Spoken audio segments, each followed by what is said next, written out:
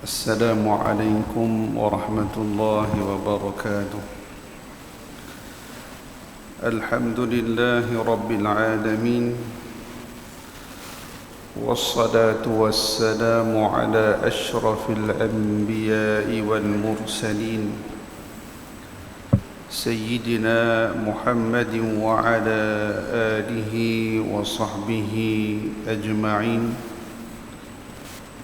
سبحانك لا نحصي ثناء عليك كما أثنيت على نفسك، فلك الحمد حتى ترضى، ولك الحمد إذا رضيت، ولك الحمد بعد الرضا، ولك الحمد دائما أبدا. سبحانك لا علم لنا إلا ما علمتنا، إنك أنت العليم الحكيم. ولا حول ولا قوة إلا بالله العلي العظيم.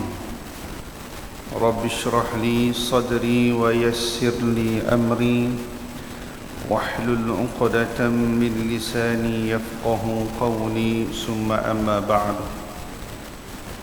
Alhamdulillah, pertama sekali marilah sama-sama kita panjatkan setinggi syukur kita kepada Allah Subhanahu wa taala pada malam yang penuh dengan keberkatan ini. Insya-Allah kita terpilih untuk berada di dalam rumah Allah Subhanahu wa taala. Dan sebelum kita memanjangkan perbicaraan kita pada malam ini, marilah sama-sama kita niatkan i'tikaf di dalam masjid ini. Mudah-mudahan sepanjang kita berada di dalam masjid ini diberkati dan didoa oleh para malaikat, dan setiap saat itu kita dikira pahala seolah-olah kita mendirikan salat sunat 2 rakaat. Selama mana kita tidak melakukan perkara-perkara yang lara dan kita tidak batal wuduk, akan dapat 2 pahala ataupun 2 kelebihan. Akan didoa oleh para malaikat, Allahumma arhamhu, Allahumma ighfir lahu, Allahumma tub alaihi. Ya Allah, rahmatilah dia, ya Allah ampunkan dosa dia, ya Allah terimalah taubatnya. Itu pertama. Itu yang akan didoa senantiasa oleh malaikat sepanjang kita duduk dalam masjid i'tikaf. Dan yang kedua, akan dapat pahala macam mana kita solat sunat 2 rakaat sepanjang kita tunggu untuk sembahyang Isyak berjamaah saat ini. Jadi alhamdulillah, ini adalah salah satu daripada kelebihan umat Nabi Muhammad sallallahu alaihi wasallam.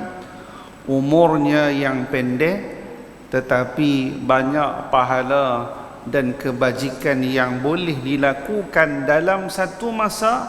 Dalam satu masa dia boleh buat banyak pahala. Kita hari ini pahala duduk dalam masjid, pahala mendengar ilmu, pahala menanti waktu semayang. Walaupun dia duduk tengah dengar, dia lena Ustaz. Dapat pahala juga. Tapi jangan lena terus. Dengan kata sahaja aku lena kerana Allah Ta'ala, yang tu tak kena. Jadi kita, itu adalah pahala yang Allah Ta'ala bagi sepanjang 40 minit ataupun 50 minit kita duduk dalam majlis ni, insya-Allah.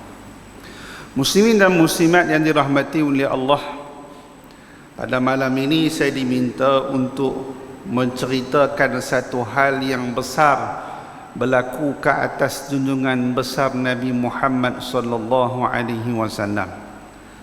Dan di antara mukjizat yang terbesar, boleh dikatakan kedua terbesar selepas daripada turunnya Al-Quranul Karim, adalah mukjizat Nabi sallallahu alaihi wasallam dibawa berjalan oleh Allah Subhanahu wa taala dalam peristiwa Isra dan Mi'raj. Dua kalimah, dua perkataan tetapi membawa dua peristiwa, bukan satu peristiwa, dua peristiwa yang berlaku dalam satu malam sahaja, iaitulah Isra', perjalanan Nabi sallallahu alaihi wasallam menaiki Buraq daripada kota Mekah ke Baitul Maqdis. Di situ perjalanan Nabi sallallahu alaihi wasallam singgah beberapa tempat, bertemu dengan beberapa cerita aneh, bertemu dengan macam-macam ibrah dan juga pengajaran untuk umat Nabi Muhammad sallallahu alaihi wasallam, dan kemudian berhenti sampai ke Baitul Maqdis dan diangkat. Itu peristiwa Mi'raj. Nabi tambat Buraq dan Nabi diangkat ke langit pertama, kedua dan sampai langit ketujuh. Jadi insya-Allah malam ni saya nak bawa tuan-tuan dan puan naik sampai langit ketujuh sama-sama. Boleh tak tahu. Ceritalah, bukan bawa sungguh. Sagi bawa sungguh jenuh. Jadi malam ni kita nak pergi sampai langit ketujuh, sempat tak sempat wallahu a'lam. Kita bagi intro sahaja, dan mudah-mudahan itu sebagai satu mukaddimah kepada kita untuk kita mengkaji dan membaca lagi akan sirah Nabi sallallahu alaihi wasallam.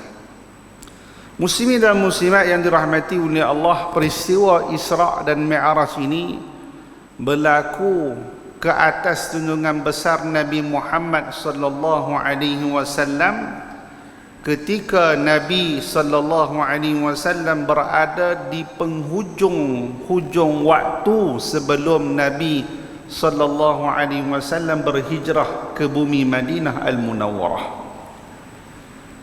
Kisahnya bermula apabila tahun tersebut adalah digelar oleh para alim ulama, iaitulah Amul Huzni, tahun kesedihan Rasulullah.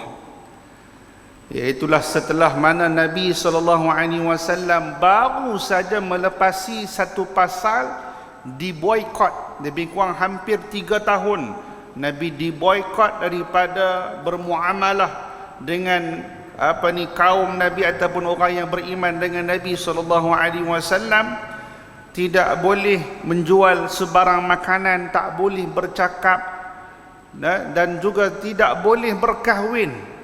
Dalam tempoh 3 tahun itu Nabi SAW diboikot. Sehingga kan disebutkan dalam sirah Nabi SAW, Nabi hanya memakan ranting-ranting kering, pohon-pohon yang kering yang dimakan oleh Nabi SAW dan juga umat Islam pada waktu tersebut, sehingga merekah dan pecah bibir-bibir para sahabat radhiyallahu taala anhum ajma'in. Ini adalah kisah yang berlaku sebelum Allah Subhanahu wa taala menjemput Nabi SAW. Dan diboikot. Ini kisah yang panjang kalau kita nak cerita satu persatu. Dan lebih kita menghayati apa yang berlaku ke atas junjungan besar Nabi SAW, kita semestinya dan seharusnya kena ada kitab sirah di rumah kita. Dan kita semestinya dalam jadual pengajian di dalam masjid ataupun di surau kita ni yang berhampiran dengan kita, kena ada jadual pengajian sirah. Masjid ni ada tak pengajian sirah? Ada lah, insya-Allah. Kena bagi ada. Sebab apa? Sirah Nabi tak panjang. Dan dalam tempoh usia Nabi SAW hidup 63 tahun. 53 tahun Nabi duduk di Mekah, dan 10 tahun Nabi SAW duduk di Madinah, dan Nabi dalam tempoh menjadi Rasul 23 tahun.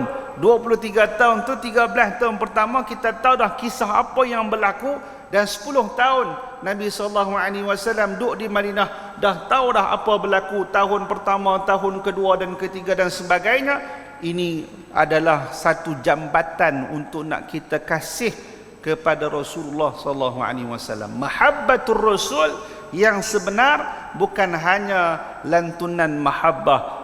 Mahabbatur Rasul yang sebenar bukan hanya sekadar melaungkan salawat, tetapi mahabbatur Rasul itu dengan kita berselawat, dengan kita mahabbatur rasul itu dengan lantunan selawat, dengan kita majlis gemar selawat ke apa ke, dia diisi dengan pengisian sirah, dia jadi mantap. Dia jadi bila sebut nama Nabi, dia nak mengalir air mata mengenang kisah Nabi SAW. Nabi SAW ni Nabi yang paling mulia, makhluk yang paling mulia. Sejak daripada sebelum kelahiran lagi, Nabi sudah pun diuji oleh Allah. Nabi dah diuji oleh Allah. Usia kandungan sudah pun meninggal si ayah. Tak pernah tengok sekilas pun wajah ayah ni macam mana. Dan pada usia 6 tahun meninggal pula. Meninggal pula ibu. Itulah sepanjang hidup Nabi SAW daripada awal kelahiran sampailah kepada kewafatan Rasulullah SAW, semua itu penuh dengan ujian. Bila penuh dengan ujian ni, kita kena ada satu rasa tanggungjawab untuk nak kenal batang tubuh Rasulullah SAW ni dengan banyak membaca kitab-kitab sirah. Tu saya bagi kerja rumah malam ni. Mai tak mai saja kita kena ada. Buku sirah ni sudah pun diterjemah macam-macam bahasa. Jenis buku sirah macam-macam kita boleh miliki dan kita baca dan kita boleh buat perbandingan. Di situ ada pula pengajian tentang sirah, ia boleh menambahkan lagi kefahaman kita tentang kisah yang kita nak maklumkan pada malam ini, insya-Allah. Muslimin dan muslimat yang dirahmati oleh Allah, baru sahaja melepasi fasal di boykot, boleh bermuamalah sebagaimana biasa. Tiba-tiba pada tahun itu kematian sayap Nabi yang kanan ataupun kekuatan Nabi yang pertama, iaitulah meninggalnya Abu Talib, bapa saudara Nabi, yang Nabi sayang, yang Nabi anggap macam ayah. Nabi duduk berpuluh tahun dengan dia. Selepas berpindah tangan daripada Tok Wan yang dah meninggal, daripada ibu kepada Tok Wan, daripada Tok Wan sampai kepada bapa saudara. Dengan bapa saudara inilah Nabi SAW membesar, dan dia walaupun tidak mengucap dua kalimah syahadah di hadapan Nabi SAW, tetapi dia adalah seorang yang membantu Nabi SAW. Selama adanya bapa saudara Nabi ini, kaum kafir Quraisy, pembesar-pembesar Quraisy tidak mampu dan tidak boleh mengapa-apakan Nabi Muhammad SAW. Tak boleh buat apa.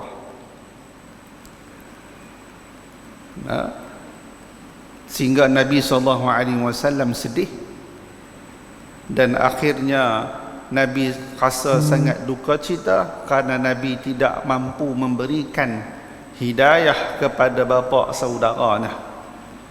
Dan itulah Allah Ta'ala tegur di dalam Al-Quran, innaka la tahdi man ahbabta walakinnallaha yahdi man yasha. Kamu tak boleh memberikan hidayah kepada siapa yang kamu suka, tetapi Allah Ta'ala yang akan bagi hidayah kepada siapa yang Allah Ta'ala inginkan.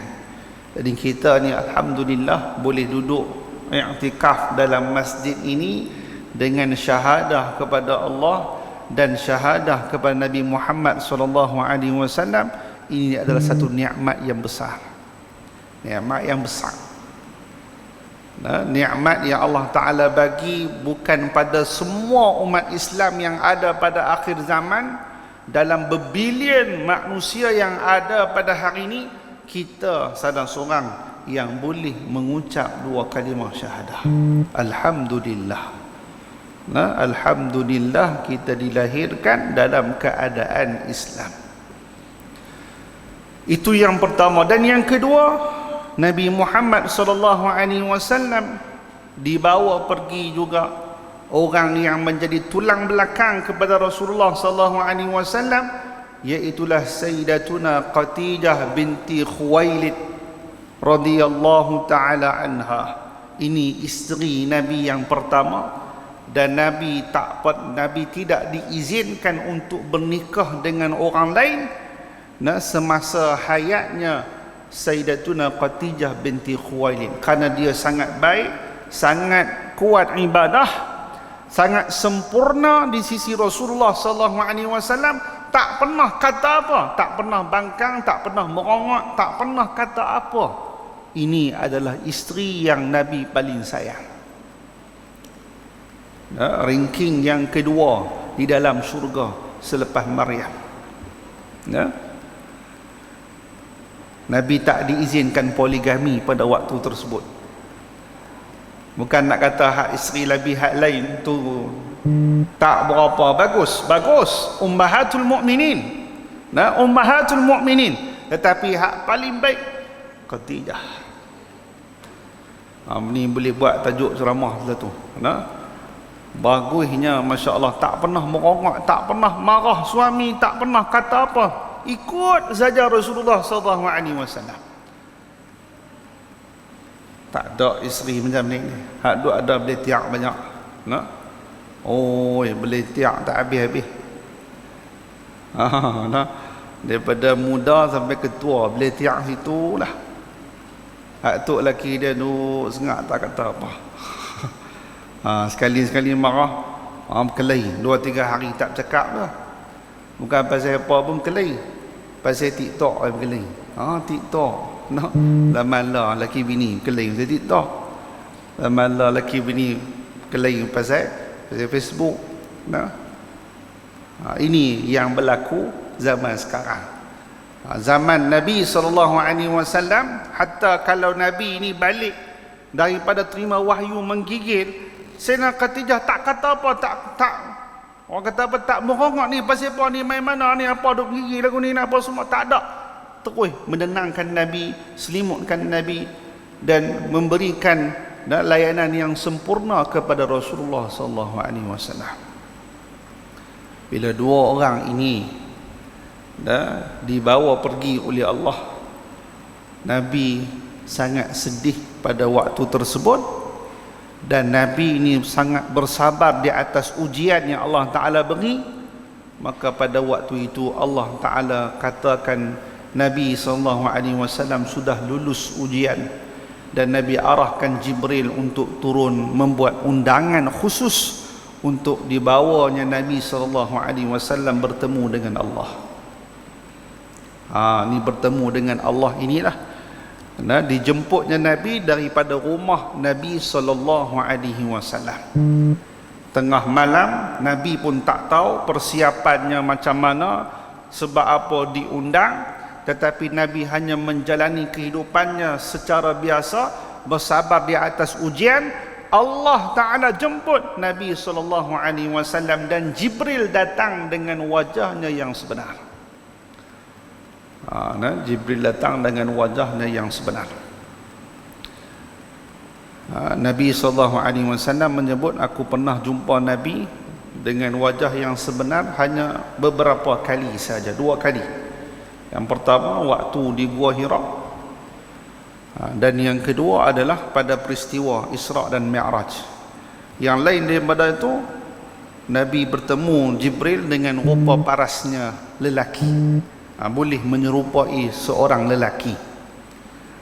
Nabi SAW bertemu dengan Jibril, datang, dan Jibril itu dia buka bumbung Nabi SAW dan menjemput Nabi SAW dalam keadaan dibedah dan dada Nabi SAW kali yang kedua. Kali pertama masa Nabi berusia 5 tahun. Itu masa di pangkuan Halimatus Sa'diah.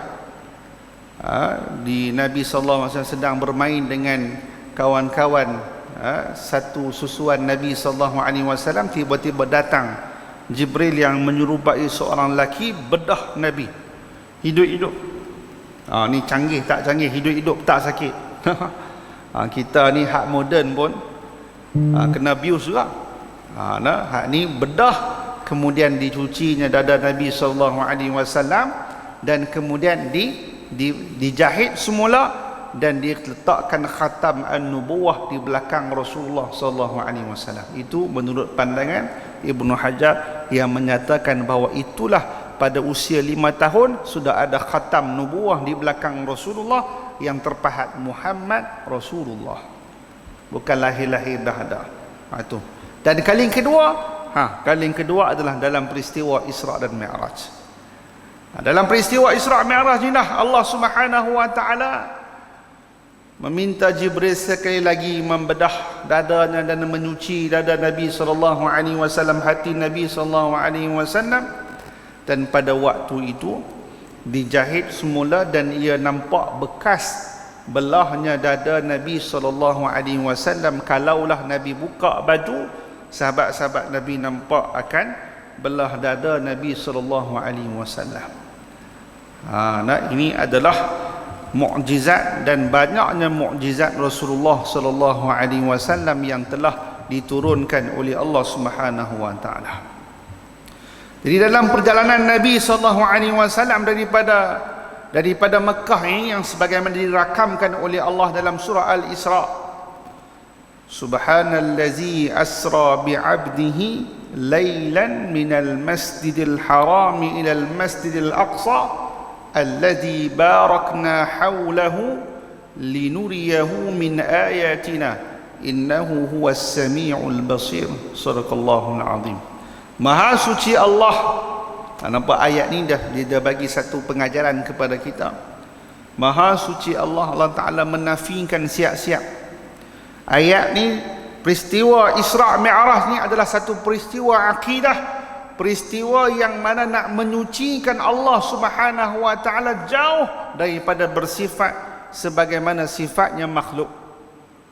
Kenapa Nabi dibawa bertemu dengan Allah di langit? Maka di sana adakah persoalannya kita nak kata Allah Taala duduk di atas langit hari ini? Adakah Allah Taala duduk di atas arasy hari ini? Adakah Allah Subhanahu wa taala duduk di Sidratul Muntaha hari ini? Yang tu yang Allah Ta'ala nak menafikan siap-siap. Subhanallazi, maha suci Allah Subhanahu wa ta'ala yang memperjalankan hambanya. Memperjalankan hambanya itu peristiwa Isra. Dalam ayat itu Allah Ta'ala sebutkan peristiwa Isra sahaja. Dan Allah Ta'ala nak memberikan gambaran bahawa Allah Ta'ala bukan di atas, Allah Ta'ala bukan berada di bawah, dan Allah Ta'ala bukan berada di mana-mana. Tidak sebagaimana yang disebutkan, sebagaimana yang diwawarkan. Tidak. Nabi Allah Subhanahu wa taala sudah menyebutkan ayat tersebut, Allah Taala bukan berada di atas. Dah tu Allah Taala ada di mana? Soalan tu tak patut ditanya, kerana Allah Taala itu adalah Khaliq, bukannya makhluk. Kalau makhluk, kita soalan boleh tanya duduk di mana, mai dari mana, mai buat apa. Contohnya kita boleh tanya, sah soalan tu. Aina ni sesuai dengan makhluk kerana kita berhajat kepada tempat. Tetapi Allah Subhanahu wa taala, aina Allah, soalan tu pun tak betul. Sebab apa tak betul? Allah sendiri pun tak berhajat kepada tempat. Macam mana kita boleh bertanya soalan itu kepada haknya Allah Subhanahu wa taala? Tu dalam ayat yang pertama dalam surah Isra. Ini yang Allah Ta'ala sebutkan, memperjalankan hambanya, iaitulah Nabi Muhammad SAW daripada Masjidil Haram. Kalau itu disebutkan, banyaklah khilaf di kalangan para alim ulama. Ada yang kata di dalam Hijr Ismail, ada yang kata di rumah Ummu Hani, ada yang kata di rumah Nabi SAW sendiri, iaitulah di rumah yang mana Nabi SAW duduk dengan Sayyidatina Khadijah. Di mana rumah Nabi ini? Di Marwah. Safa Marwah kan, kita duk pi buat haji, buat umrah. Di Safa Marwah tu, Marwah lebih kurang dalam 10 meter macam tu. Itu kawasan rumah Nabi sallallahu alaihi wasallam. Pi sekarang memang tak ada lah. Tak ada, habis lah, semua rapat habis, tak ada apa. Itu adalah kisah ataupun riwayat kata sedemikian. Cuma yang ada tanda yang ramai orang tahu adalah maulid ataupun tempat kelahiran Nabi sallallahu alaihi wasallam. Tu ramai orang tahu lah. Nah, banyak kisah-kisah yang kalau boleh kita ceritakan, kalau pergi haji, pergi umrah, dah pergi banyak kali, kalau pergi nak pergi sekali lagi ni, kita pergi berserta dengan pengisian sirah. Kali ni pergi berjalan di mana kampung Nabi menyusu, di mana Nabi sallallahu alaihi wasallam Isra dan Mi'raj, di mana Nabi sallallahu alaihi wasallam dipulaukan. Itu semua ada tempat-tempat dia yang ada yang disebutkan secara lisan oleh ulama-ulama Mekah satu ketika dahulu, yang mana diwarisi oleh mutawif yang ada sekarang ni. Adalah kisah tu panjang lah, tapi pi dengan orang yang reti lah. Tapi kalau pi dengan orang yang tak tahu, cerita hak mana tahu lah. Jadi tu rugi kalau kita pi banyak kali dah. Kalau pi dengan pengisian sirah, kita berasa bila kita pi tempat tu, kita nak duduk lama, kita rasa seronok, kita rasa indah. Tapi nak menapak tu jenuh juga lah. Jauh daripada hotel, nak pergi pusing ke Marwah, jauh. Pusing masjid kot luar saja pun, ya Allah, penat. Sebab kawasannya yang sangat luas. Baik, tak apalah. Itu adalah gambaran Nabi SAW berjalan pada waktu malam secara roh dan juga jasad. Itu pandangan kebanyakan para alim ulama, berjalan roh dan jasad. Ada yang kata roh saja. Kalau roh tak hebat mana lah, tak mustahil kita mimpi pun boleh pi merata cerah, mimpi pi hijrah sana hijrah sini, menikah sana menikah sini, bangkit menikah muda lagi, contohnya. Tu benda tu tak mustahil, boleh kan. Tapi yang menjadi takjub dan juga hebatnya cerita ini, sampai ke hari ini kalau orang yang tak beriman dengan perkara yang gaib, dia tak boleh terima cerita ni merepet ke merapu ke apa ni. Dia tak boleh. Kenapa? Ia adalah satu perjalanan yang sangat besar bagi Rasulullah sallallahu alaihi wasallam. Jadi ini adalah perjalanan yang menarik kerana ia berlangsung pada satu malam, daripada Mekah ke Baitul Maqdis, daripada Baitul Maqdis naik ke langit yang ketujuh sampai bertemu dengan Allah, dan kembali ke Madinah, ke Mekah Al-Mukarramah satu malam. Ini adalah sebagaimana yang telah disepakati oleh kebanyakan para alim ulama. Dan Nabi SAW pada keesokan yang Nabi hanya cerita Nabi pi Isra sahaja, itu pun sudah menjadi bahan, sudah diejek oleh orang kafir Quraisy pada waktu tersebut. Tambah kalau Nabi cerita pi ke langit, yang ni lagi lah salah satu perkara yang besar yang tidak boleh diterima oleh para kafir Quraisy pada waktu tersebut. Jadi kita ringkaskan di situlah. Itu dia punya mukaddimah dia, dan kita nak ambil sedikit sepanjang perjalanan Nabi sallallahu alaihi wasallam daripada bumi Mekah ke Madinah ke Baitul Maqdis. Ini adalah kisah, banyak kisah, dan kalau nak cerita ni satu persatu banyak sangat. Persinggahan Nabi SAW sangat banyak. Kalau nak cerita kisahnya, lebih kurang ada 13 kisah Isra saja. Tu tak campur 3 tempat singgah Nabi SAW, 16 peristiwa yang berlaku sepanjang Nabi SAW Isra saja, 16. Kalau 16 cerita semua, pakai tak semayang insya-Allah kita malam ni. Lambatlah mayang pergi semayang lewat. Tapi kita nak ambil beberapa perkara. Beberapa perkara yang besar yang berlaku, yang mula-mula perjalanan Nabi ni, Nabi dibawa singgah 3 tempat. 3 tempat. Yang pertama negeri Madinah ataupun negeri Taibah, dan yang kedua Bukit Tursina, dan yang ketiga Baitul Laham. Ni Nabi ringkas terus. Ni dibawa berhenti dan turun sembahyang 2 rakaat. Pertama Madinah itu tempat Jibril nak abang, ini tempat kamu akan hijrah. Dalam masa terdekat setahun 2 lagi kamu akan hijrah di sini dan kamu pun akan dimatikan di sini. Tu Nabi dah dimaklumkan awal. Kemudian berhenti pula di Mesir, Bukit Tur Sina, masya-Allah, tempat bermunajat Nabi Musa alaihi salam. Berhenti sembahyang 2 rakaat. Macam mana sembahyang 2 rakaat pula? Bukan sembahyang tak dapat lagi. Macam mana dia boleh sembahyang? Sebenarnya sembahyang itu sudah pun ada sebelum difardukan ke atas umat. Sembahyang sudah ada. Nah, sembahyang sudah pun ada, iaitulah sembahyang 2 rakaat sebelah waktu siang dan 2 rakaat sebelah waktu malam.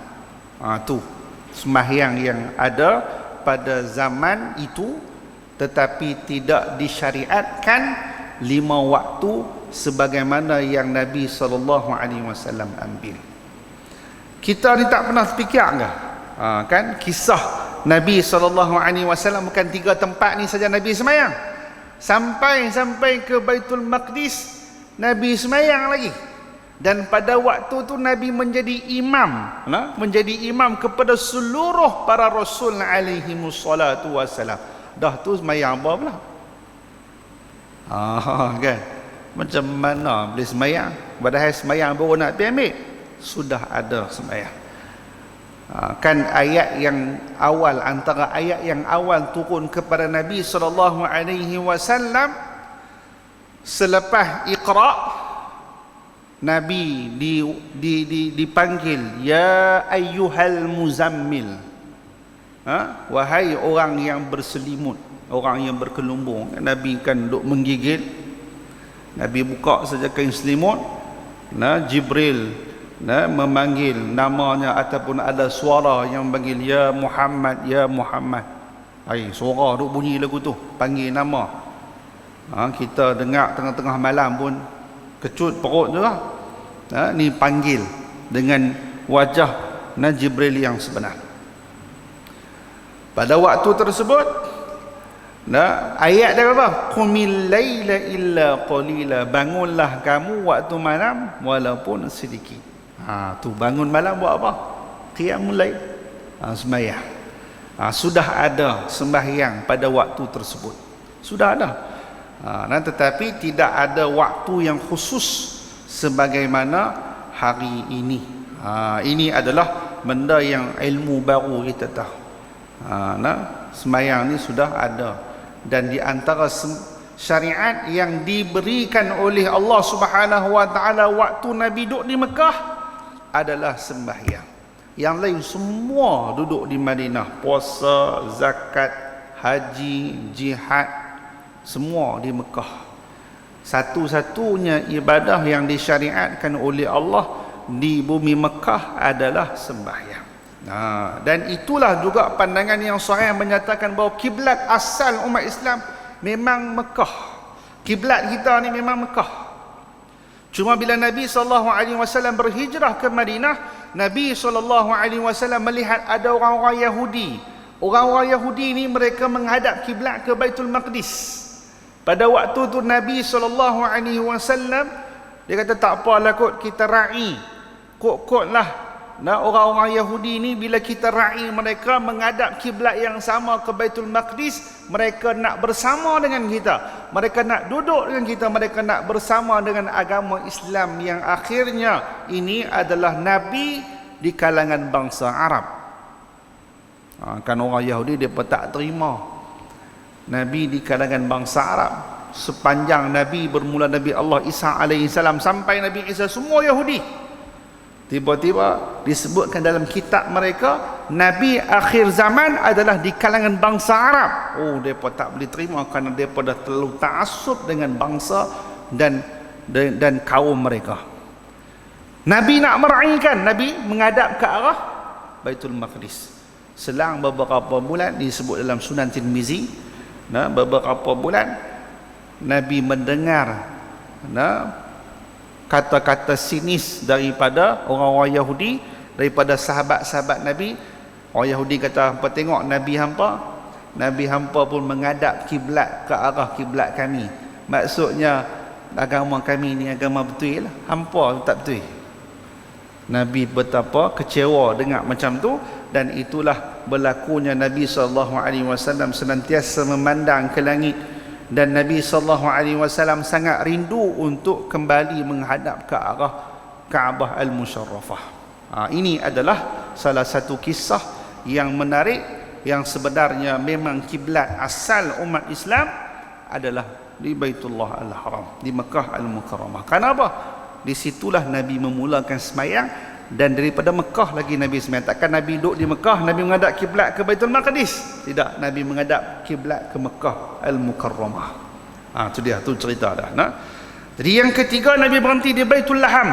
Baitul Laham ni tempat apa? Baitul Laham ni tempat kelahiran Nabi Allah Isa alaihissalam. Juga Nabi berhenti, dan Nabi SAW sembahyang 2 rakaat. Jadi nak abang apa benda-benda lagu ni? Nak abang kata kita ni boleh pergi ziarah ke tempat-tempat yang bersejarah, tempat-tempat ahli orang-orang yang baik-baik, tempat yang pernah diturunkan wahyu, tempat yang pernah dilahirkan orang yang berkat, orang yang mendapat wahyu daripada Allah. Ini adalah tempat-tempat yang perlu dituju. Jangan duk pi lah tempat-tempat lain. Kita kalau nak letak list dalam pelancongan ni, kita listkan pelancongan yang meletakkan diri kita ni hampir dengan Allah. Ziarah makam para awliya, ziarah tempat-tempat bermunajatnya para awliya illahi salihin. Kalau kita di Malaysia ni pun ada tempat-tempat sejarahnya yang tersendiri, para awliya illahi salihin. Ini adalah sebahagian daripada apa yang boleh kita ambil manfaat daripada kisah Nabi pi ke tempat-tempat ni. Macam itulah juga kita bila pi ke Mekah dan Madinah, lebih syarat banyak tempat-tempat yang Allah Ta'ala jadikan asbab turunnya wahyu. Di Bukit Uhud, kemudian di tempatnya Badar,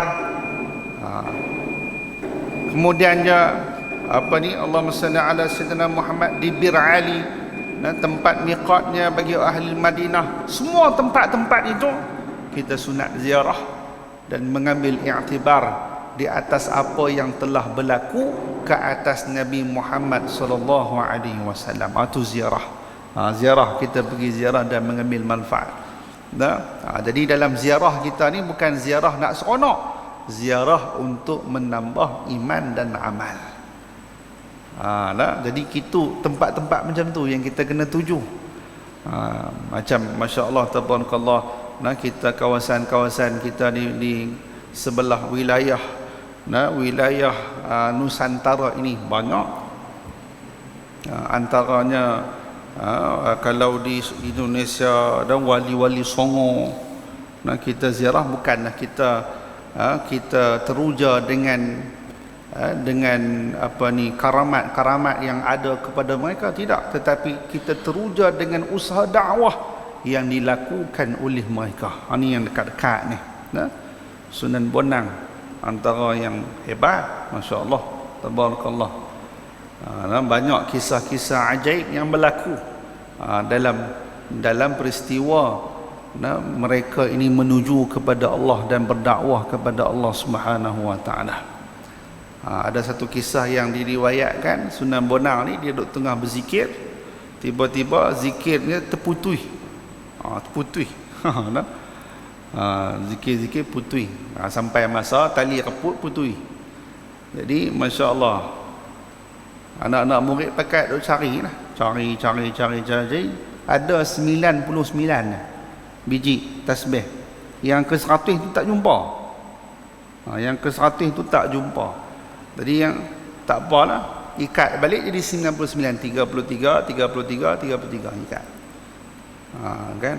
Ada yang tasbih 100, ada tasbih 99. Ada tasbih hak 33 saja. Dan lah ni lagi canggih, tasbih satu digital dia tekan. Lagi canggih. Nah. Tu terpulanglah masing-masing kan. Jadi masya-Allah duduk 2-3 hari ni tiba-tiba nak murid seorang jumpa. Ada satu lagi sebiji. Sebiji. Jumpa mai bagi kat Sunan Bonang. Sunan Bonang kata tak apa, tanam. Nah, abang untuk manfaat anak cucu. Tanam biji tasbih. Kita tanam pokok pun tak naik. Nah, tanam biji tasbih naik pokok yang mana pokok tu macam pokok pisang.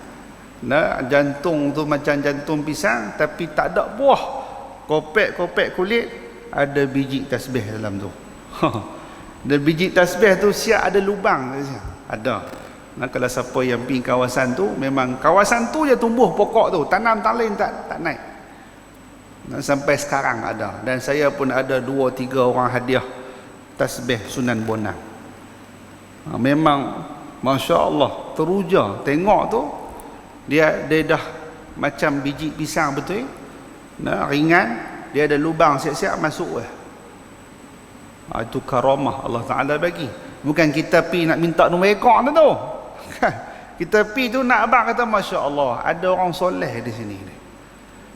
Ziarah untuk mendapatkan bagaimana semangat dia hidup dalam bermujahadah, beribadah kepada Allah. Karamah tu Allah Ta'ala bagi kemuliaan kepada dia dengan sebab dia kuat beribadah kepada Allah. Tetapi bukan kita nak percaya benda tu sangat sampai kita mengagungkan, mendewakan dia, tidak. Tetapi kita nak mengambil ibrah daripada perjalanan dia. Itu ada di kawasan tanah Melayu kita ni. Tu kalau cerita Tok Melali lagi ramai. Macam-macam cerita aneh.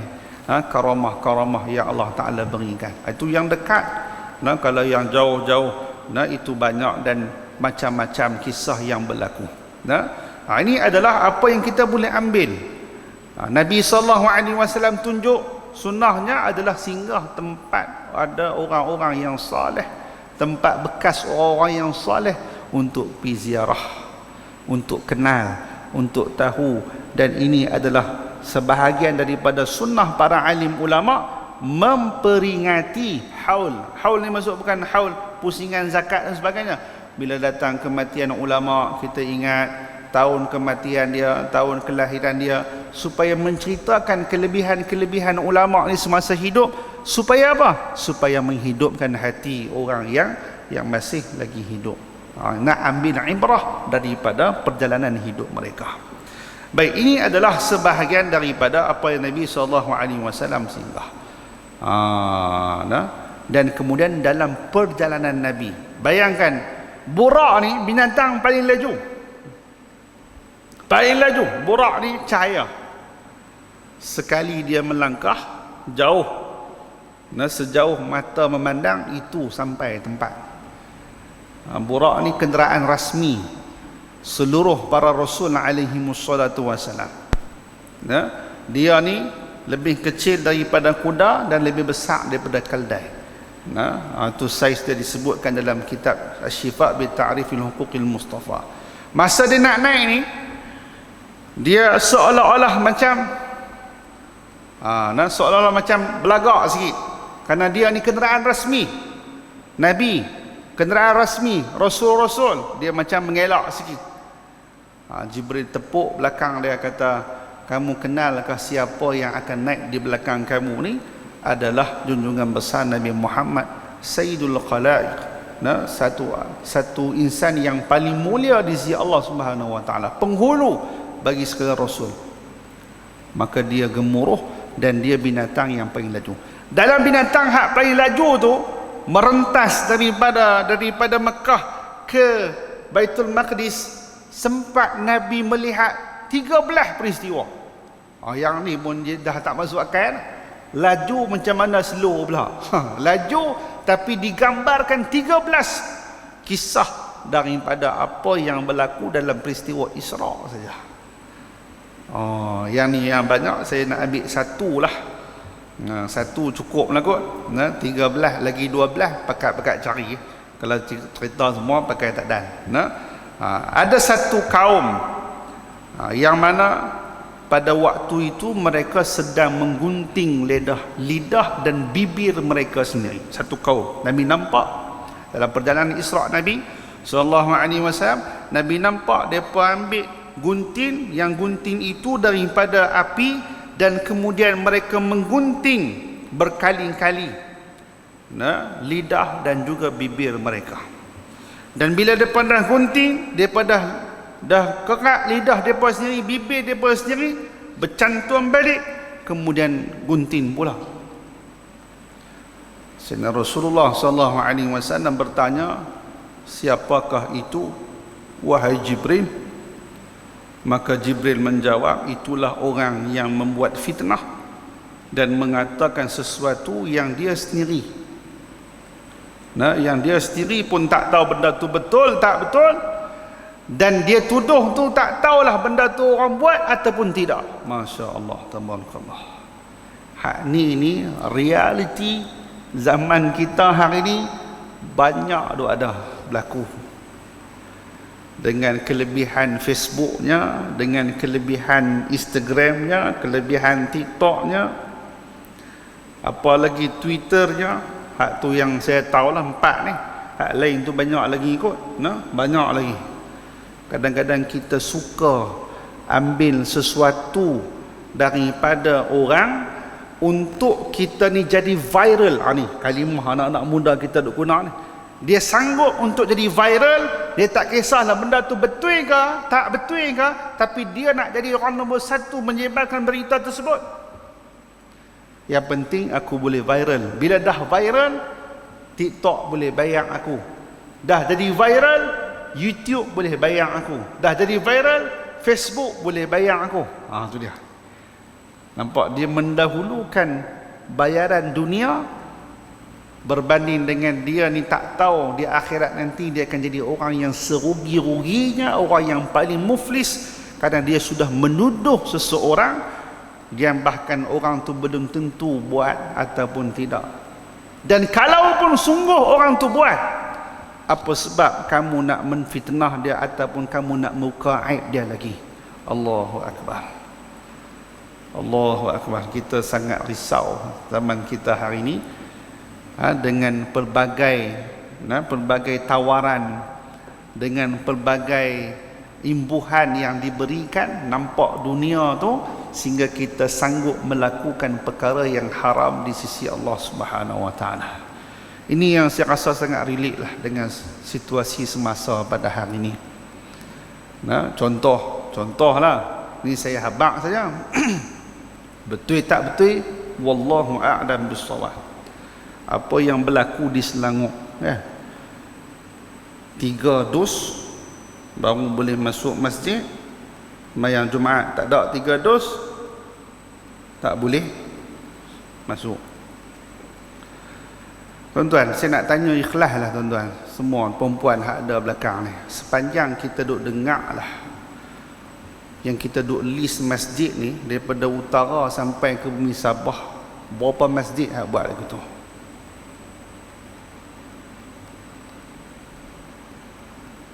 Berapa masjid buat tu? 1, mungkinlah ada 1, ada 2 di Pulau Pinang. Saya secara peribadi saya tak dengar lagi. Yang duk ada kalau masjid-masjid kampung, hak tak ada duh memasuk, hak yang tak bawa telefon memasuk. Nampak tak? Kadang-kadang hak tak bawa sejadah pun boleh masuk dah. Jangan tak pakai kain sudah. Kalau tak pakai kain, orang tak pergi masuk tu. Bukan kata pegawai masjid. Hak orang kiri kanan pun jauh juga. Dia ni lain macam, kan tak pakai mask, kain tak pakai. Tak ada lagi. Tapi kita ni jadikan faktor kes tu, nampak, kita membesarkan. Kita pun tak tahu masjid tu macam mana, ramai orang macam mana, kes dia macam mana. Mungkin dia kemungkinan tu banyak, ihtimal tu banyak. Bila kita dah kata kerajaan macam tu lah, kita kata ni Jabatan Agama Islam macam tu lah, kita dah kata, kita dah pernah bagi satu statement yang kita tak minta penjelasan lagi. Kita dah kata Dan bila kita dah kata ada orang percaya, bila ada orang percaya, orang setengah sepak pula. Allahu Akbar. Ni kita tak tahu apa ni. Dan berapa ramai menjadikan kes tu teruk kerajaan ni, kena ada booster boleh masuk. Kalau macam tu aku tak ada booster, aku tak ada pergi masjid. Dia takbir terus masjid. Padahal masjid rumah dia, di rumah dia tak cek pun ada booster ke tak ada booster kan, masuk ya. Kan. Tadi ikhlas dia tanya hak masuk ni. Berapa ramai scan kat luar? Berapa ramai scan kat luar? Masuk je. Tu kadang-kadang orang Penang kata buat teruk. Dia buat teruk, buat cerita ni dia jadi macam sensasi betul. Hak yang tolong viral tu pun dia pun tak pergi masjid. Tu nak bang lagi. Dia pun tak pergi masjid. Janganlah kita suka buat cerita lagu tu. Kita sanggup ke sampai kita nak gunting lidah kita sendiri? Kita sanggup ke sampai nak gunting kita punya bibir kita sendiri dengan sebab kita ni memfitnah orang itu, memfitnah orang ni. Kerajaan akhir-akhirnya kembali pada kerajaan, akhir-akhirnya kembali kepada orang atasan. Kita buat apa? Kita menabur dan terus menabur fitnah dan terus menabur akan hasutan dan sebagainya. Bila nak selesai? Tak selesai masalah. Tak selesai masalah. Jadi ini yang sebenarnya masya-Allah, kita kena jadikan iktibar. Nabi tengok peristiwa itu, dan di antara ranking 13 ni Nabi sebut benda tu, dan benda itulah relate yang akan berlaku di akhir zaman. Kan ada juga Nabi cerita, aku jumpa dunia perempuan yang sudah tua tapi berhias, tapi Nabi tak pandang. Jibril kata, Rasulullah tanya, siapa dia tu? Itulah dunia. Mujuk hang tak pandang, wahai Rasulullah. Mujuk hang tak pandang. Kalau hang pandang, semua umat hang nanti gila dunia. Nabi tak pandang pun, hang ni semua dah gila dunia. Sampai dalam masjid pun dia boleh bawa dunia masuk dalam masjid. Dia boleh bawa masuk masjid. Dia boleh baca apa-apa dalam masjid. Dia boleh tengok kan handphone dalam masjid. Dia tak ada apa. Dia boleh jawab telefon dalam masjid. Hello, apa. Dia boleh masuk dunia dalam masjid. Itu benda biasa yang berlaku pada akhir zaman. Tu. Yang Nabi sebut ni ataupun apa yang disebutkan, ia adalah sebahagian yang besar berlaku di akhir zaman. Kita kena waspada. Itu ringkaslah. Kemudian masya-Allah Nabi sampai ke ke Baitul Maqdis, dan daripada situ Nabi SAW naik ke Hadratul Qudus, ataupun Nabi SAW merentasi langit. Langit pertama Nabi SAW diringkaskan, Nabi berjumpa dengan Nabi Allah Adam alaihissalam.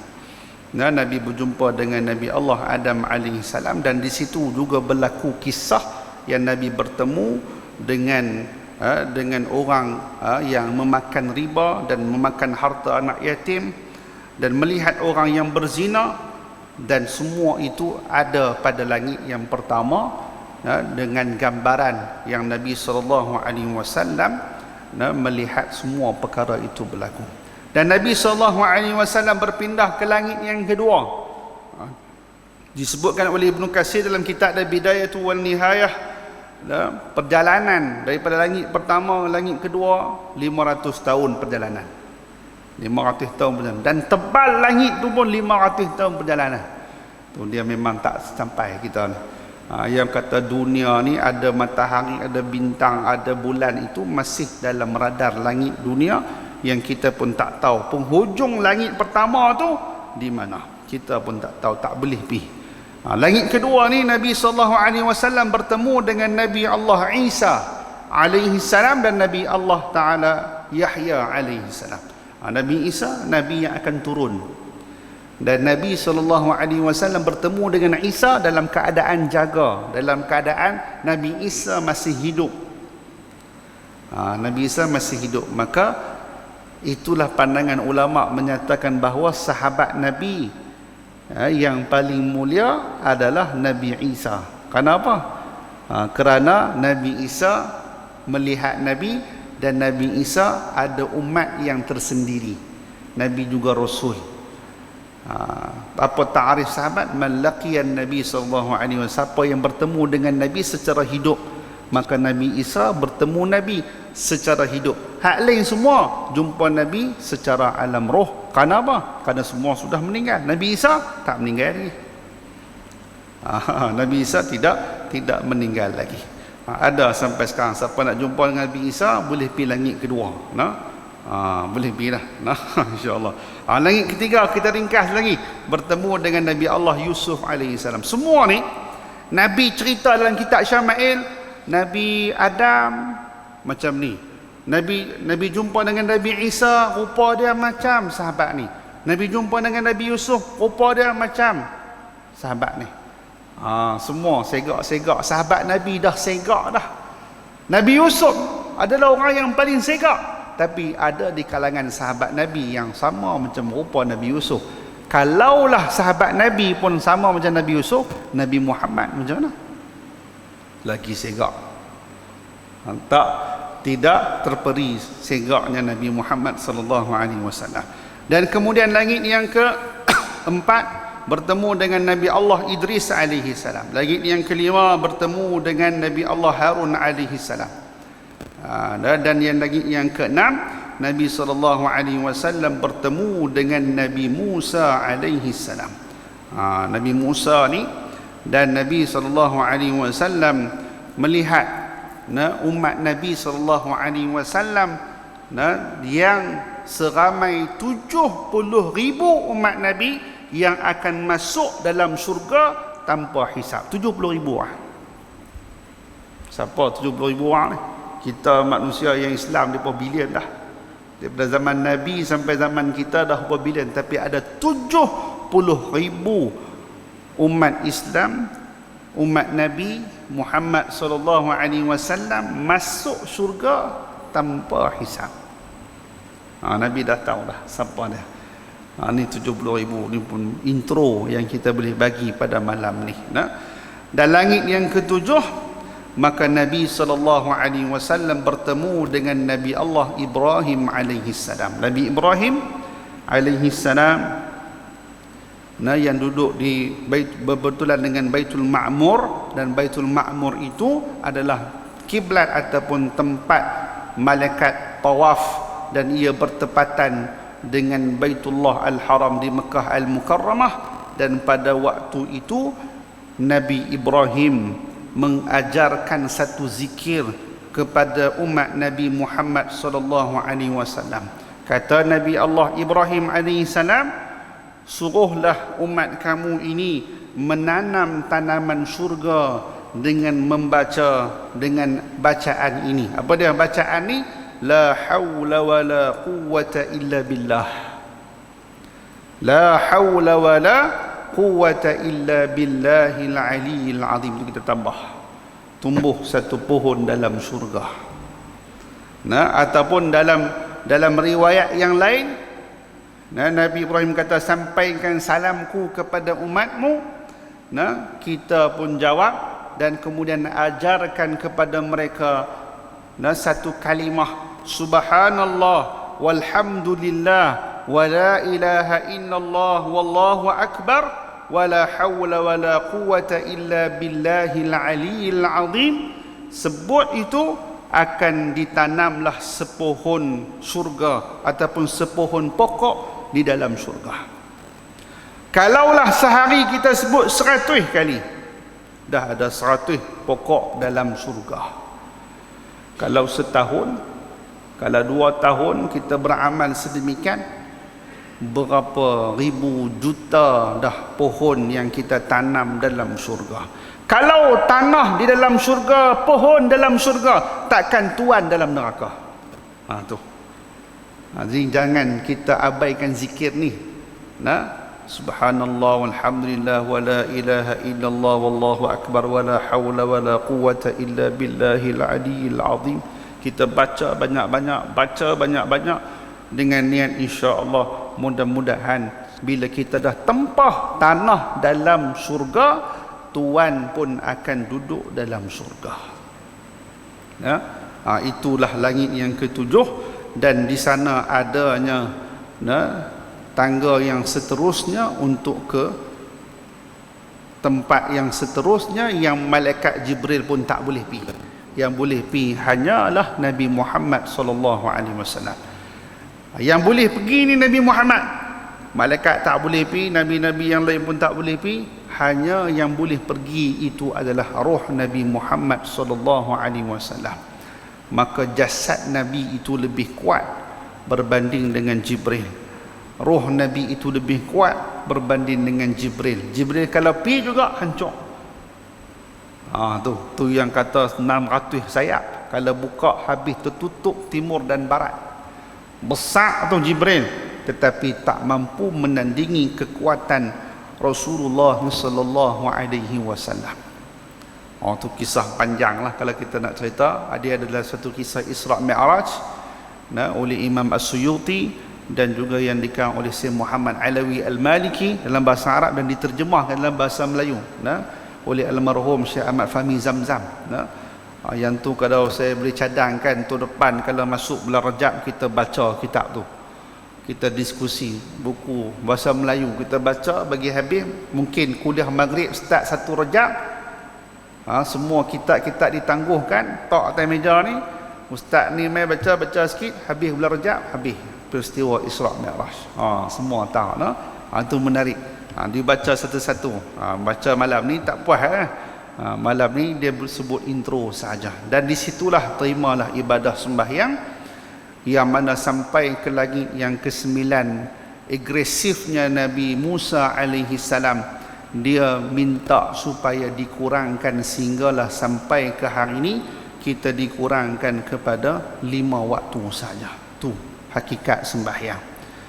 Dan Nabi Allah Ta'ala pun sebut, wasta'inu bis-sabri was-salah, mintalah tolong kamu dengan Allah ni dengan sabar dan sembahyang. 2 benda.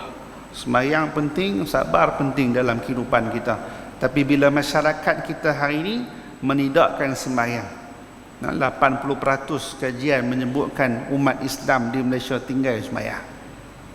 Ramai orang kadut kerja, kalau nak ambil anak di sekolah, kalau balik urusan itu dan ini, tiba-tiba tak sempat sembahyang. Zuhur tak sempat sembahyang walaupun waktunya panjang, asar tak sempat kerana sibuk di jalanan, balik ke maghrib dan sebagainya tak larat masak itu dan ini dan sebagainya, kemudian lagu tu saja, sembahyang isyak pun tak ada, subuh esok bangkit lambat, pergi kerja lagu tu saja, boleh sembang riuh rendah sampai ke tengah hari, kata lagi nak tangguh nak sembahyang zuhur, tengok-tengok tak sembahyang juga. Lah kali sembahyang tu lupa lagu tu je, Allah Ta'ala bagi istidraj pula. Lagi tak sembahyang lagi kaya, lagi tak sembahyang lagi seronok, banyak pendapatan. Ini yang berlaku dalam masyarakat kita, dan porak pelanda dah keluarga itu kalau kita tak jaga sembahyang. Jadi kita jaga sembahyang, ihfazillah yahfazka, jaga sembahyang, jaga hak Allah, Allah Ta'ala jaga kita. Kalau kita tak jaga hak Allah, kita juga tidak akan dipelihara oleh Allah Subhanahu wa Ta'ala. Jadi itulah rangkuman kisah perjalanan Nabi sallallahu alaihi wasallam. Yang lain itu adalah perhiasan kisah perjalanan Nabi, yang Nabi senantiasa cerita tentang Isra' dan Mi'raj ini, sehingga Nabi berada di penghujung usia Nabi pun Nabi duk cerita, aku pernah tengok dalam peristiwa Isra' Mi'raj, aku pernah tengok begitu begini dalam syurga, aku pernah tengok dalam syurga. Nabi duk cerita. Sebab apa? Itu peristiwa yang besar. Kalau kita boleh buka dalam hadis ni, banyak sekali Nabi duk cerita, aku pernah tengok dalam syurga, aku pernah tengok dalam neraka, aku pernah tengok dalam kisah ni. Semua itu adalah dalam peristiwa Isra' dan Mi'raj. Panjanglah. Jadi yang pentingnya adalah di samping peristiwa-peristiwa yang besar itu, Allah Ta'ala nak letak satu ibadah yang sangat agung, iaitulah solat. Sembahyang ni adalah tiang kepada agama dan tiang kepada peribadi seseorang. Yakinlah tuan-tuan dan puan, kalau dia ni rupa tak ada, harta tak ada, tapi dia sembahyang, dia sudah pun memiliki harta yang paling besar di sisi Allah. Kalaulah dia ni ada harta, kita pandang zahir dia, rupa parah dia, tapi dia tak sembahyang, dia tidak ada harta yang besar di sisi Allah, tak ada apa nilai pun di sisi Allah. Itulah hakikatnya. Jadi inilah yang saya boleh sampaikan secara ringkasannya. Ringkasan tak ringkasan pun pukul 9 lah, 9 minit terlebih 15 minit lebih kurang. Saya minta maaf, tadi pun saya tanya nak berhenti waktu mana, dia kata tak apalah, sekali-sekala ceramah 15 minit terlebih. Ustaz-ustaz ni jangan bagi masa tambahan, kalau bagi masa tambahan memang dia tambah sungguh. Jadi tak apalah, malam ni saja. Lama lah tak ceramah lagu ni, selalu bunyi je jam berhenti terus. Saya pun seronok. Dan cerita PKP ni, sampai satu masa mula-mula PKP dulu demam juga 2 minggu. Duk biasa keluar pergi merata, tiba-tiba MCO demam 2 minggu. Lama-lama seronok. Bila pihak masjid kata, ustaz boleh main dah masjid ni, boleh ceramah dah. Tak apalah, nanti-nantilah. Kita pula syok duduk di rumah. Syok duduk di rumah. Duduk sembahyang jemaah dengan anak bini kita, mengajak Quran anak-anak kita. Dulu kita wakil kat orang kerja-kerja tu, tapi bila kerja tu kita buat, kita tengok anak kita sendiri baca Quran depan kita, syok. Itu nikmat yang ada dalam PKP ni. Ramai orang marah PKP, tapi sebenarnya ia adalah satu nikmat untuk memperbaiki hubungan keluarga kita. Wallahu a'lam. Sekadar itulah pada malam ini, mudah-mudahan adalah sedikit input yang boleh kita ambil dan boleh kita jadikan pedoman, insya-Allah. Wallahu a'lam. Aqulu qawli hadza wa astaghfirullahal azim li wa lakum. Assalamualaikum warahmatullahi wabarakatuh. Bismillahirrahmanirrahim. Alhamdulillahirabbil alamin. حمدا يوافي نعمه ويكافئ مزيده يا ربنا لك الحمد كما ينبغي لجلال وجهك وعظيم سلطانك.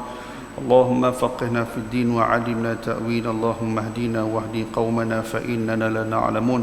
ربنا آتنا في الدنيا حسنة وفي الآخرة حسنة وقنا عذاب النار. وصلى الله على سيدنا محمد وعلى آله وصحبه وبارك وسلم. الحمد لله رب العالمين.